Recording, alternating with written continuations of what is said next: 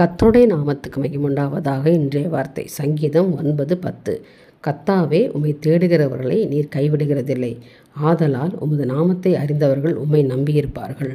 விசுவாசிக்கிறோம், ஆமேன்னு சொல்லுங்கள். அதிகாலையில் தேடுகிறவன் தேவனை கண்டடைவான். எனக்கு அருமையானவர்களே, நீங்கள் கர்த்தரை தேடுகிறவர்களாக நீங்கள் இருப்பீங்கன்னா உங்களுக்கு ஒரு நன்மையும் குறைபடாது. ஆண்டவர் சொல்கிறார், நான் உன்னை கைவிட மாட்டேன். நீ என்னை தேடுவா என்றால் நான் உன்னை கரம் பிடித்து நடத்துவேன். நான் உன்னை கைவிடுகிறதில்லை.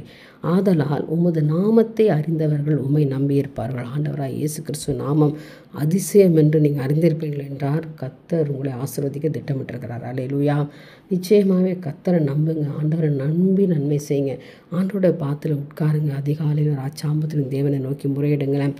இன்றைய தினம் ஒரு மிகப்பெரிய அற்புதத்தை நீங்கள் காண்பீங்க. ஏனென்றால் ஆண்டவர் கைவிடுகிறதில்லை.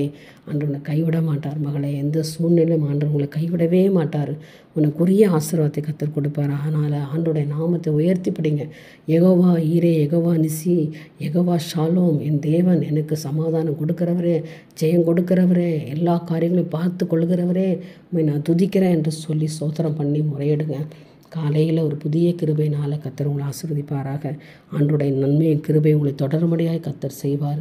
அதனால் நீங்கள் பயப்படவும் கலங்கவும் வேண்டாம். ஆனால் உமது நாமத்தை அறிந்தவர்கள் உங்களை நம்பியிருப்பார்கள். நீங்கள் கர்த்தருடைய நாமத்தை, அவருடைய பெயரை நீங்கள் தெரிந்து கொண்டிருந்தால் நீங்கள் நிச்சயமாக ஆண்டவரை நம்பி வாழ்வீங்க. கர்த்தர் உங்களுக்கு பெரிய காரியங்களை செய்வார்.